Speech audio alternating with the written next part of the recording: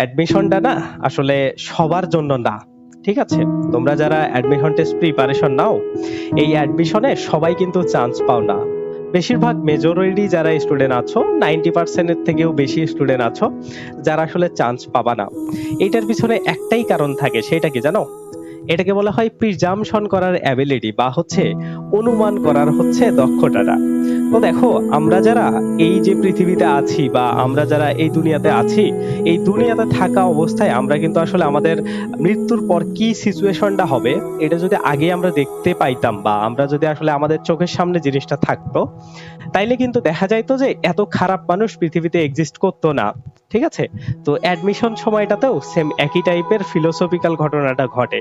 তোমরা যদি বুঝতে পারতা যে আসলে অ্যাডমিশনে যখন চান্স হয় না বা যখন তুমি চান্স পাবা না, তারপরে সিচুয়েশনটা তোমার সাথে আসলে কেমন হবে এইটা যদি তুমি আগেই দেখতে পাইতা, তাইলে না তুমি আসলে পড়াশোনাটা খুব ভালোভাবে করতা। ঠিক আছে?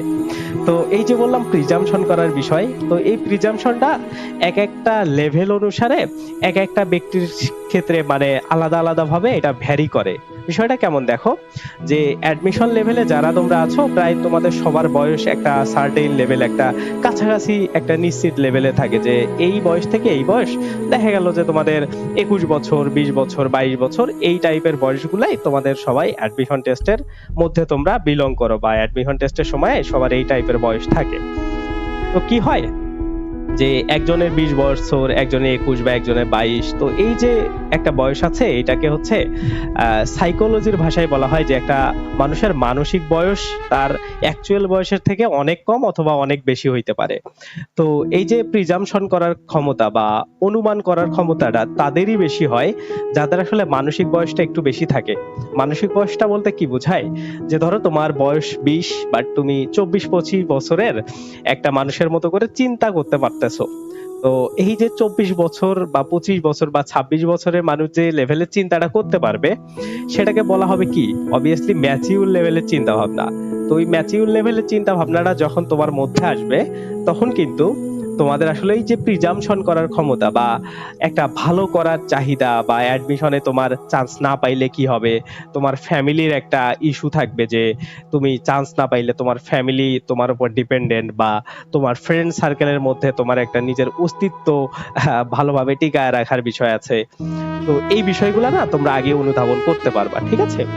তো এই জন্য এই জিনিসটাকে সবসময় মাথায় রাখবা যে চান্স আসলে যদি আমি না পাই বা যদি আমার চান্স না হয়, তাইলে আমার আসলে কি হবে, এই চিন্তাটা যখন মাথায় নিয়ে আসবা না, তখন দেখবা তোমার পড়াশোনার গতি, তারপরে অনেকেই বলো আমাকে যে ভাইয়া আমার পড়াশোনা করতে ভালো লাগে না, বা আমি আসলে মন মতো কাজ করতে পারতেছি না, পড়তে পারতেছি না, এই বিষয়গুলো না তোমাদের সাথে আর ঘটবে না। ঠিক আছে? আমি আমার একটা ব্যক্তিগত এক্সপিরিয়েন্স তোমাদের সাথে শেয়ার করি। যখন আমি যেহেতু সেকেন্ড টাইমার ছিলাম, আমি আসলে এই সবগুলা সিচুয়েশনের মধ্যে দিয়ে চলে গেছি। যখন আমি ফার্স্ট টাইমার ছিলাম, বেশিরভাগ ফার্স্ট টাইমারই এরকম থাকে, আবার অনেকে থাকে না, যে চান্স না পাইলে আসলে তেমন কোনো ক্ষতি হবে না। ঠিক আছে? আসলেই কোনো ক্ষতি হয় না, বাট তোমার যদি অ্যাকচুয়ালি অ্যাবিলিটি থাকে তখন তোমার খারাপ লাগবে। যে ধরো তুমি চান্স পাওয়ার মতো যোগ্য আছো বা তোমার লেভেলেরই কেউ অনেক ভালো জায়গায় চান্স পেয়ে গেছে, তখন না খুব খারাপ লাগবে। বা তখন আসলে মানে সিচুয়েশনটা তুমি একা একা কল্পনা করো।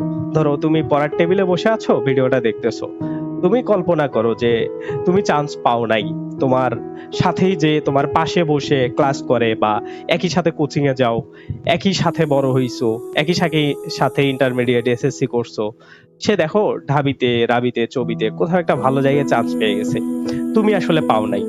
তো এই যে বন্ধুত্ব যে এখন বিষয়টা আছে বা একই জায়গায় একসাথে ঘুরতেছো যাচ্ছো, এই বিষয়গুলো না পরবর্তীতে আর ভালো লাগবে না।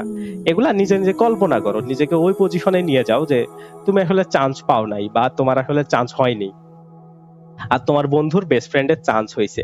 তাইলেই বুঝতে পারবা যে সিচুয়েশনটা কেমন হইতে পারে। তো ওই যে প্রথমে আমি বললাম না যে পৃথিবীতে আসলে খারাপ মানুষ বা মানুষ খারাপ কাজ কেন করে, কারণ তার মৃত্যুর পরে তার কি হবে সেটা সে আগে বুঝতে পারে না, বা তার প্রিজাম্পশন করার বা তার আসলে অনুমান করার অ্যাবিলিটিটা কম। ঠিক আছে? তো এই জন্য তোমরা এই জিনিসটাকে যখন অনুধাবন করে পড়তে বসবা প্রতিদিন, তখন দেখবা পড়াশোনার গতিও বাড়ছে, চান্স পাওয়ার সম্ভাবনাও বাড়ছে এবং তুমি আলটিমেটলি ভালো জায়গায় চান্স পেয়ে যাবা। ঠিক আছে? আমি আমার ব্যক্তিগত লাইফ নিয়েও যদি বলতে চাই, যে যখন আমি চান্স পাইলাম না, ঠিক আছে, বিশ্বাস করবা কিনা, মানে আমার পুরা ফ্যামিলি মেম্বার্স যারা আছে বেশিরভাগই আসলে মানে এমন, তোমার সামনাসামনি তোমাকে কেউই কিছু বলবে না, ঠিক আছে। যখন তুমি তাদের সাথে থাকছো বা তাদের সাথে কথা বলছো, কিছুই বলবে না, কিন্তু তোমার কাছেই একটা বিষয় মনে হবে যে আসলে তোমাকে আসলে ওই গুরুত্ব চোখে আসলে দেখতেছে না মানুষজন, ঠিক আছে। ফ্রেন্ড সার্কেল বলো, তোমার যদি কোনো মানে কোনো ভালো ফ্রেন্ড থাকে বা কারোর সাথে যদি তুমি কানেক্টেড থাকো খুব বেশি, তারা তোমাকে ওই প্রায়োরিটিটা দিচ্ছে না, ঠিক আছে। এগুলা না অনেক কষ্ট লাগবে, মানে এগুলা আসলে খুবই কষ্টের একটা সিচুয়েশন তৈরি হয়। ওকে, তো এজন্য আমি তোমাদেরকে বলবো যে এই জিনিসটা অনুমান করে বা এই জিনিসটা আগে থেকেই অনুধাবন করে যদি তোমরা পড়তে পারো, তাইলে কিন্তু তোমাদের আসলে চান্স পাওয়ার এবিলিটিটা বাড়বে। ওকে, মানে এই জিনিসগুলো না একটা আর একটার সাথে আসলে মানে কানেক্টেড, ঠিক আছে, ব্যস্তানুপাতিক টাইপের। ওকে, যে তুমি যদি ভালো করে পড়াশোনা করো, চান্স পাওয়ার সম্ভাবনা তোমার বাড়বে, বা তুমি যদি বেশি পরিশ্রম করতে পারো, তোমার আরো ভালো করার চান্স বাড়বে। ওকে, তো এই জন্য আসলে এই অ্যাডমিশন সময়ে যদি মনে হয় যে কালকে পড়বো বা একদিন পর পড়বো, তাইলে ওইগুলা না করে আসলে রেগুলার পড়াশোনাটা কইরো। ওকে, নাইলে দেখবা যে আমি যে কথাগুলো বললাম এগুলা তোমার সাথেই মানে ঘটে যাবে, মানে একদমই ঘটে যাবে, বাঁচতে পারবা না, এই জায়গাগুলা থেকে বাঁচতে পারবা না। তারপরে আসলে আবার নতুন করে শুরু করে আবার হয়তো তুমি ভালো কিছু করতেও পারো, নাও করতে পারো। অনেকেই ছুটে চলে যায়, ভালো করতে পারে না, ঠিক আছে। বেশিরভাগই আসলে কামব্যাক করতে পারে না, বাউন্স ব্যাকটা আর কি হয় না। ওকে, যারা সেকেন্ড টাইমার বন্ধু বান্ধব আছে তাদের একটু দিকে দেখবা, তোমরা যারা ফার্স্ট টাইমার আছো, তাইলে বিষয়গুলোকে ভালো করে অনুধাবন করতে পারবা এবং পড়াশোনার চাহিদাটাও তোমাদের ঠিক আছে, পড়াশোনাটা আরো ভালোভাবে আগায় নিয়ে যাইতে পারবা। তো এখনো বহুদিন সময় আছে, প্রায় 80-90 দিনের মতো তো টাইম পাবাই। এই সময়টা হিউজ সময়, এখনো একটা ফ্রেশ স্টার্ট করলেও মানে তুমি অনেক ভালো কিছু করতে পারবা, ঠিক আছে। তো সবাই আর কি এই জিনিসটা মাথায় রাখো।